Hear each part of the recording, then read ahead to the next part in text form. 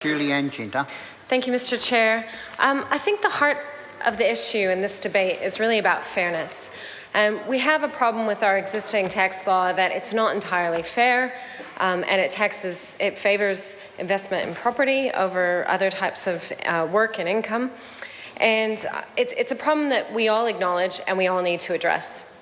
And of course, Treasury and the Reserve Bank, many economists have been calling for action on this issue for a number of years. And understandably, governments have had a hard time taking the steps to close the tax loopholes on property because it's going to affect a number of people. But there's never been a more urgent time for us to come together across the House and find a constructive solution to this problem. And I'd note even just this week, we've had the IMF came to New Zealand on a mission. They made some specific statements about tax measures. They stated the newly introduced measures to deter speculative investment are welcome, and further steps in this direction should be envisaged. In addition, a more comprehensive reform to reduce the tax advantage of housing over other forms of investments could be warranted. This could include reducing the scope for negative gearing. So that's what the Green Party is saying here tonight.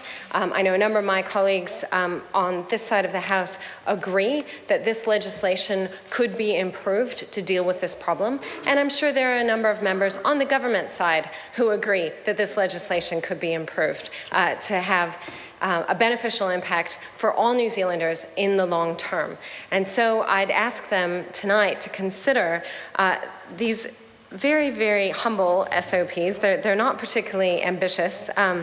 They're pretty minor changes, but they would significantly improve the bill. And so we have SOP 138 extending the time frame from 2 years to 5 years, as originally advised by Treasury. Now, this is a compromise measure. I'm putting this forward as a compromise. This is not the Green Party's policy. We'd like to see a comprehensive capital gains tax excluding the family home, which we think would be better and only fair, that income, whether it's earned by a job or whether it's earned from the sale of a property, should be taxed in the same way. And we think that's fair. But I've come tonight with a compromise measure. It was Treasury's compromise when they put it forward in 2010 to have the Bright Line apply for a 5-year period so it's much more effective.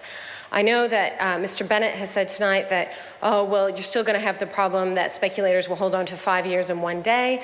Well, I think we can all agree that there's a big difference between holding a property for 2 years and holding it for 5 years. In fact, there's a 3-year difference. It's more than twice as long. And it would be substantially more effective at slowing the churn, and that is important to limit the fast pace of the growth in house prices in Auckland. It's true that speculators can be land bankers and they can hold property sometimes for very long periods of time, but slowing the churn will slow the growth, which slows the damage that could potentially be caused when the bubble finally bursts. So it's not a dramatic move. It would just be in line with the vast majority of OECD countries who have holding periods of at least 5 years. There's very few that have less than 5 years, and they also have problems with property bubbles. And so I'd ask the government to consider this constructive contribution from the Greens. I know that other parties will be supporting it so that we can have a better bill. And the other change, of course, that we're proposing tonight is that this apply to all land. Not just residential land. It will be more coherent, less loopholes, and we won't have to deal with this extremely tricky problem of how we define residential land, because ultimately land can be used for residential purpose, even if it's not currently being used for residential purposes, even if it's not even currently zoned for residential purposes, it can in fact be used for residential purposes. And so to clean up this legislation, minor improvements proposed tonight by the Green Party, I hope that the government will consider listening to us, because we do want to have the best outcome for New Zealand. And if we're going to go through the steps of passing this legislation, it might as well be as good as it can be. And even if it's not our policy, we're willing to support it, we're voting for it, but we think that it could be improved. And in line with many of the submitters' comments that we heard at the Select Committee, our proposals are not particularly drastic, and they're not even out of line with advice that the government has received itself from the Treasury a number of years ago. I'll make one final comment about this package of bills, because this is the final piece of legislation in a package. We tried to make constructive improvements to the previous law, which, Mr. Chair? Everybody.